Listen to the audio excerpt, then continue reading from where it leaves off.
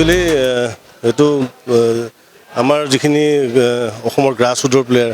আৰু যিখিনি কাৰেণ্ট খেলি আছে অসমৰ সেইখিনিৰ কাৰণে একদম সুবৰ্ণ সুযোগ বুলি কওঁ এইটো কাৰণ কি আগতে এনেকুৱা হোৱা নাছিলে এইবাৰ যিহেতু অসম ক্ৰিকেটৰ দ্বাৰা APL-টো অনুষ্ঠিত হৈছে আৰু এনেকুৱা এটা হেৰিত অনুষ্ঠিত হৈছে যে ইয়াৰ লাইভ হ'ব ষ্টাৰ স্পৰ্টছ আৰু জিঅ' হটষ্টাৰ লাইভ হ'ব আৰু অলৰেডি অকশ্যন হৈ গ'ল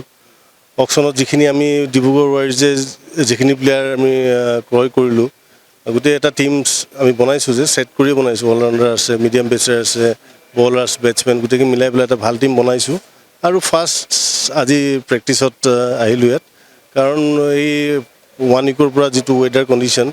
সেইকাৰণে বাহিৰততো সুবিধা নাই সেইকাৰণে আমি এটা ভাল ভাল জেগা এটা পালোঁ এইটো ইনডোৰটো গুৱাহাটী ক্ৰিকেট একাডেমি যে